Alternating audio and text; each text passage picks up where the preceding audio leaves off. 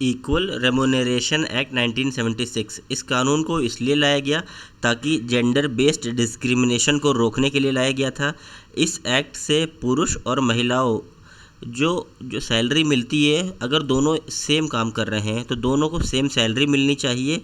इस अधिनियम से पहले महिलाओं को पुरुषों की तुलना में कम वेतन मिलता था, भले ही वह सामान्य कार्य करती थी।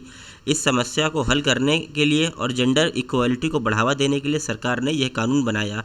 बल्कि आप इस एक्ट को देखेंगे, इक्वल रेम्यूनरेशन एक्ट 1976 बनाया गया, जो कि स्टैट्यूटरी प्रोविज़न है। वहीं कॉन्स्टिट्यूशन के अंदर आर्टिकल 39 सब क्लॉज डी भी इंसर्ट किया गया था, जो पुरुषों और महिलाओं के लिए समान वेतन की बात करता है। यह कानून रिक्रूटमेंट, ट्रेनिंग, प्रमोशन और वेजेस में किसी प्रकार की भेदभाव को रोकता है। ऑब्जेक्ट क्या है? इस कानून का ऑब्जेक्ट था कि equal pay for equal work. यह सुनिश्चित करता है कि पुरुषों और महिलाओं को सेम वर्क या सिमिलर नेचर के लिए सेम काम मिले।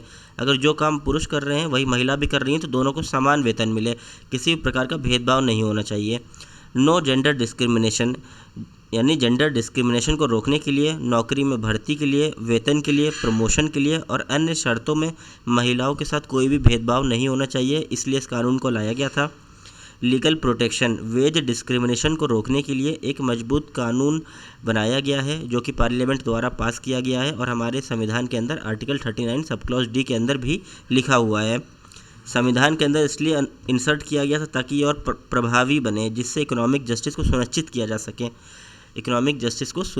जा सके। अब स्कोप क्या है? ये कानून कहाँ तक लागू होता है? ये सभी प्रकार के एस्टैब्लिशमेंट, गवर्नमेंट हो या प्राइवेट, हर जगह लागू होता है।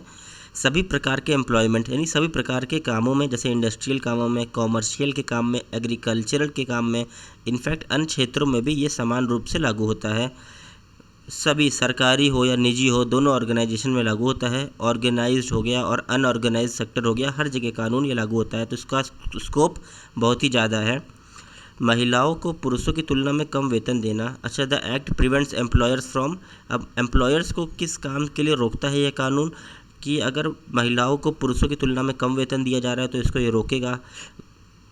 यह अधिनियम एम्प्लॉयर्स को निम्नलिखित कार्यों से रोकता है। डिस्क्रिमिनेशन अगेंस्ट वुमेन, महिलाओं के जॉब अपॉर्चुनिटीज़, प्रमोशन और वर्किंग कंडीशन में अगर कोई भी भेदभाव होता है तो इसको भी रोकता है।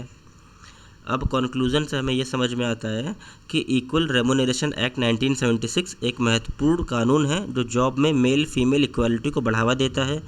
यह सपोर्ट करता है, इकोनॉमिक जस्टिस को सुनिश्चित करता है और डिस्क्रिमिनेशन फ्री वर्कप्लेस बनाता है। यह एक्ट इंडिया में जेंडर इक्वालिटी को लागू करने और सोशल एंड इकोनॉमिक जस्टिस को प्राप्त करने के उद्देश्य से बनाया गया था